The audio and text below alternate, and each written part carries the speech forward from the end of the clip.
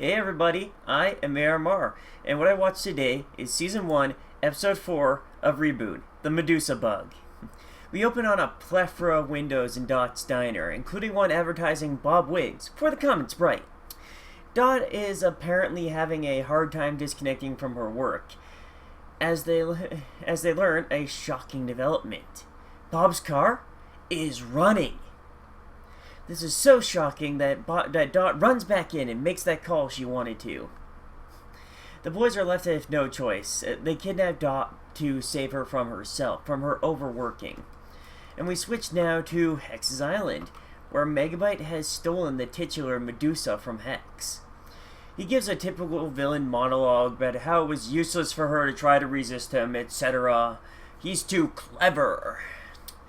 Naturally, Hex has noticed that he stole from her and makes an angry entrance. Megabyte seems unimpressed, and as she confronts him, we get an exchange that made me chuckle. I was wrong to trust you! How true. Yeah, you're both viruses, Hex. You really shouldn't have trusted him. After some threats, Hex attacks Megabyte's crew with a wave of nulls. Hack and Slash, being oddly confident, take out a section of the bridge, sending the nulls careening into the void. Hex declares she'll just do it herself then. Megabyte just shrugs and leaves, telling his army to take care of Hex. I love the amount of detail they put into these tanks as they ready their weapons. Like, each stage is lovingly animated. There's even little, things to hold the missiles in place that slide out and away, and it's just... I love when they put that much work into little details like that.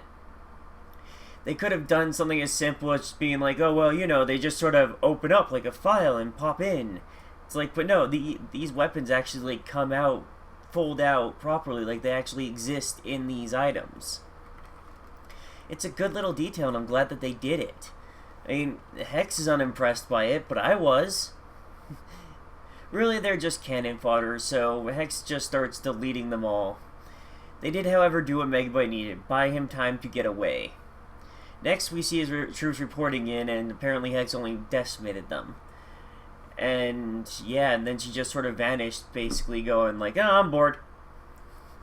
At this point, Megabyte exposits that he only went after Hex because her increased security made him suspicious that something was up. Then Megabyte activates the weapon and finds out he's been duped. It's a bug. It's basically like a bomb that Hex created to kill him, slowly turning his body into stone, and thus the name Medusa.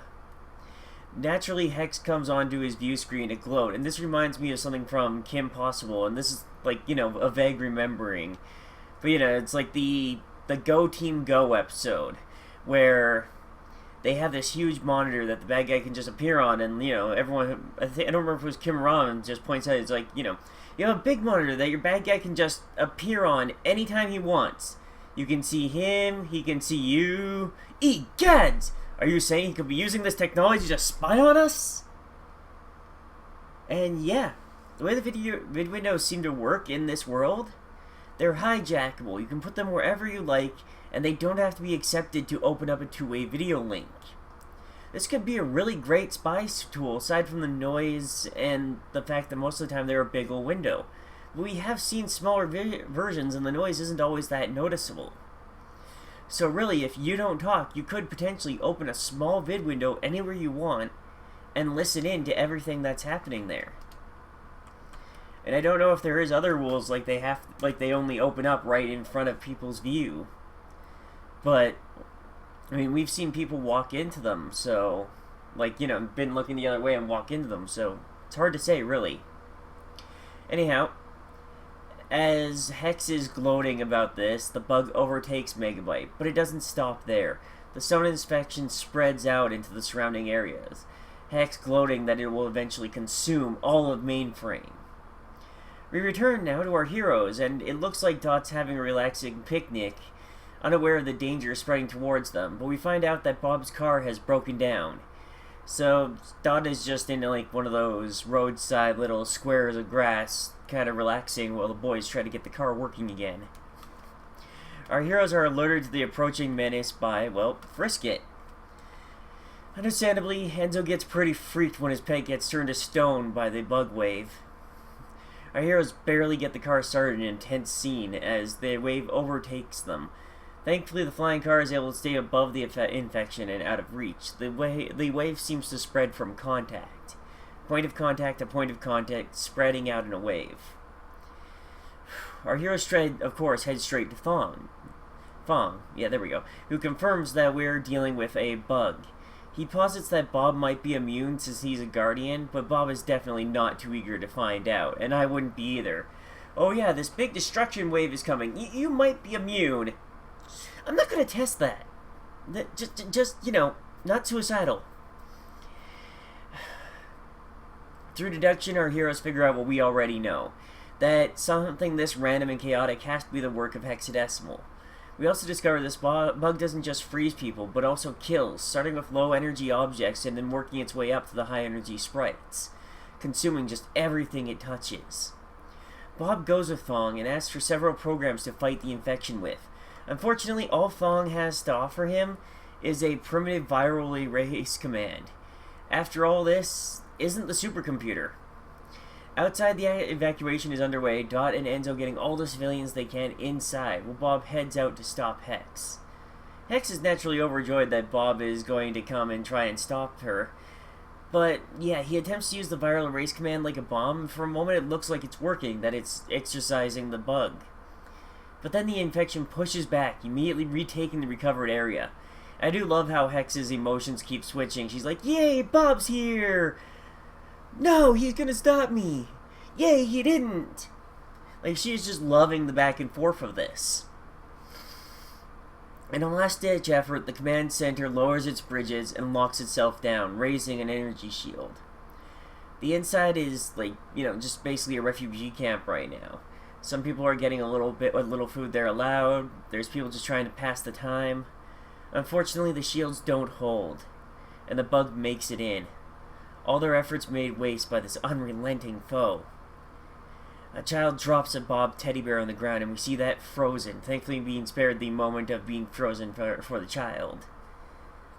And yeah, as the screen fades out for what would have been a commercial break in the actual, like, airing, everyone is frozen in horrifying positions, all their mouths twisted in horrific grimaces of fear, and it's a haunting scene. And as the scene comes back from the commercial break, Bob breaks free, screaming as he does.